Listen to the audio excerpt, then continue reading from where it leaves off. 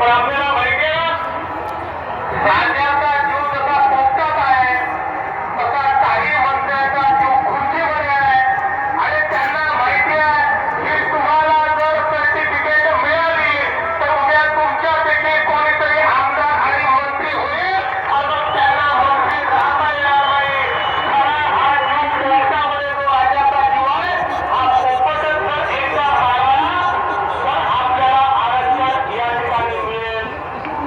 कावळ्यांना माहिती आहे डॉक्टर बाबासाहेब आंबेडकरांनी घटनेमध्ये सगळ्या तरतुदी केल्या. किती वर्ष सर्टिफिकेट मिळाली मग अचानकपणे एखादा कायदा तयार होतो आणि त्या सर्टिफिकेट पासून वंचित केला जातो.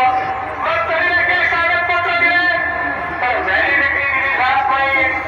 माणूस पाहून व्हॅलिडिटी, चेहरा पाहून व्हॅलिडिटी, पैसा पाहून व्हॅलिडिटी अशा प्रकारची कारवाई या राज्यामध्ये सातत्याने चालली आहे. आणि म्हणून कुठेतरी निर्णायक परिस्थिती निर्माण करण्याची आवश्यकता आहे. आज खरं म्हणजे इतके ऐतिहासिक दाखले सातत्याने विधान परिषदेमध्ये आम्ही सर्वांनी मांडले. आमचे खातेदार तर सातत्याने मांडत असतात. ते इतके लबाड आहेत.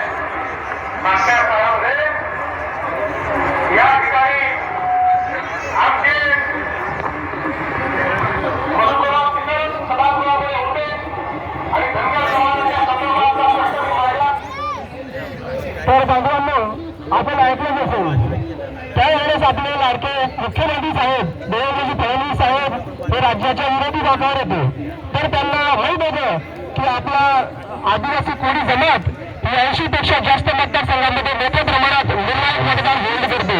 तर त्याचं मतदान आपल्या बाजूला कसं ओढून घेता येईल आणि आपल्याला सत्तेमध्ये कसं जाता येईल याकरता त्यांनी आपल्याला ही आश्वासनं दिली.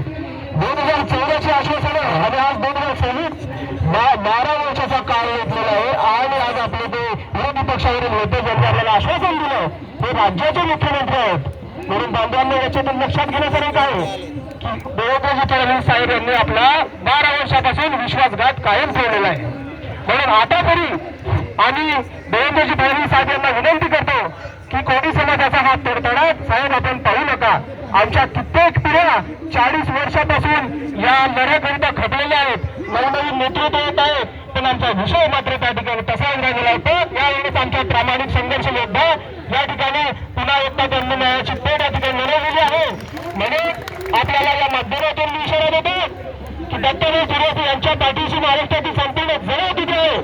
म्हणून आपण या विषयाला दुर्लक्ष करण्याचं धाडस मात्र करू नका.